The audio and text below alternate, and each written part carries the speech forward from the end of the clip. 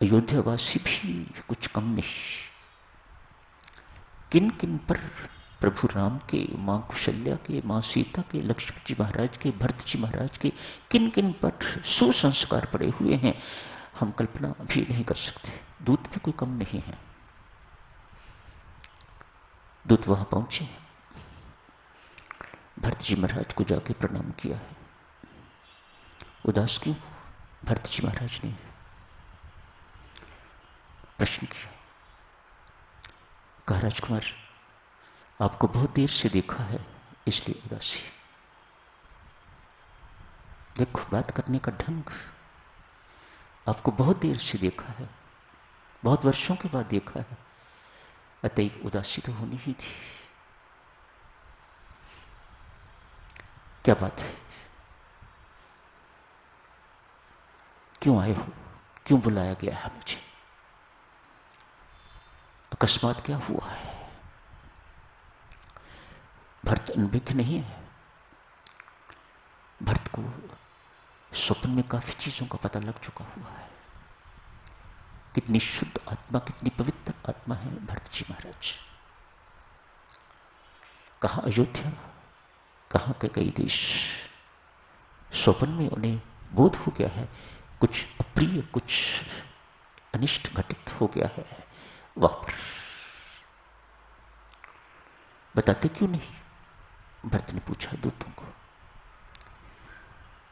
कहा, प्रभु नौकर ठहरे, हमें क्या पता क्या घटित हुआ है, क्या घटित नहीं हुआ, किससे पूछे हैं? दूतों की बात देखिए। भरत जी का आगमन हुआ है। कैकेयी को जो कुछ कैकेयी की उसको डांटा, फटकारा। तेरे मुख में कीड़े क्यों नहीं पड़ गए? काश मैंने तेरी कोख से जन्म न लिया होता तो कुमाता है। इतने कठोर शब्दों से भरत जी महाराज ने कैकेयी को कोसा है, डांटा है।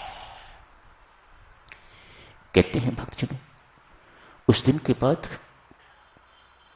भरत ने कभी कैकेयी को अपनी मां नहीं कहा। जो राम से विमुख करे, जो राम से विमुख है, जो राम से विमुख करे औरों को, वह मां कहलाने योग्य नहीं। प्रभु राम के आग्रह करने के बावजूद भी भरत ने मां नहीं कहा। एक तब प्रभु राम ने कहा, भरत तुम इतने उदार हो, इतने महान हो, मेरी दृष्टि में क्या है, संसार की दृष्टि में तुम क्या हो, बहुत उच्च हो। मेरी दृष्टि में तो चलो जो कुछ हो सो हो, लेकिन संसार की दृष्टि में, संतों महात्माओं की दृष्टि में, ऋषियों महर्षियों की दृष्टि में तुम क्या हो, ये सारा जग जानता है। इतने उदार, इतने क्षमावान हो तुम। मां कैकेयी को, मध्यमा मां को क्षमा क्यों नहीं कर देते?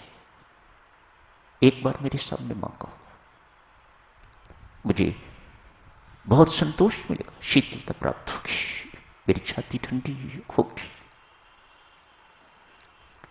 भरत जी महाराज बहुत पक्के हैं।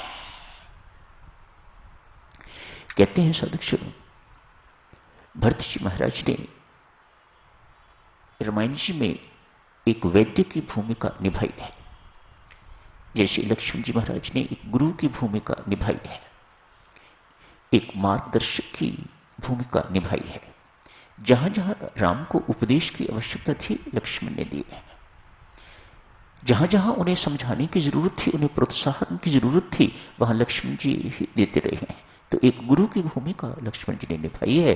ठीक इसी प्रकार से भरत जी महाराज ने एक वैद्य की भूमिका निभाई है। वैद्य का क्या काम होता है? रोगी को निरोग करना। कैकेयी इस वक्त मां नहीं है, कैकेयी रोगी है। यदि मुझे वैद्य की भूमिका निभानी है तो मुझे उसे एक रोगी की तरह ट्रीट करना है। बात चल रही थी, प्रभु राम ने भरत से कहा, इतने शीलवान हो तुम, इतनी क्षमा है तेरे अंदर, इतना उदार हो, अब मध्यमा मां को क्षमा करके तो एक बार मेरे सामने मां कहो। भरत जी महाराज कहते हैं, प्रभु आप उन्हें क्या कहते हो? मैं तो मां ही मानता हूं और मां ही कहता हूं। बस जिसे आपने मां कह दिया उसे फिर किसी दूसरे से मां सुनने की क्या आवश्यकता रह जाती है? उसका तो जीवन कृत कृत हो गया।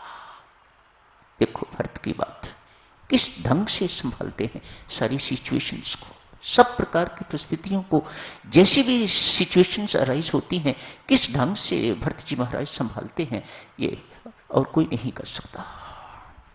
आप क्या कहते हैं? मैं तो मां ही मानता हूं, मां ही कहता हूं। फिर जिसको आपने मां कह दिया उसे फिर किसी दूसरे ने मां कहा नहीं कहा क्या फर्क पड़ता है? उसका जीवन तो कृत कृत हो गया, उसका जीवन तो सफल हो गया। फिर भी प्रभु राम कहते हैं, फिर भी लोक दृष्टि से तुम्हें अपनी जननी को मां कहना ही चाहिए।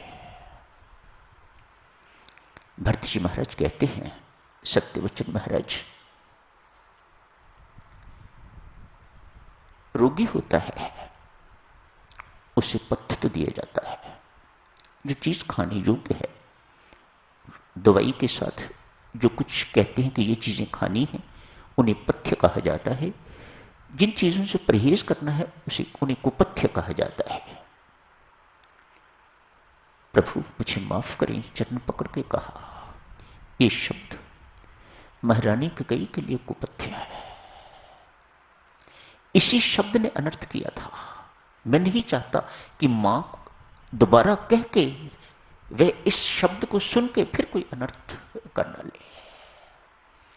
भरत जी ने आजीवन साधुक्षणों कई को फिर मां नहीं कहा। तो समय हो गया है साधुक्षणों, यही समाप्त करने की इजाजत दीजिएगा। भरत की चर्चा जो सुनेगा, जो करेगा,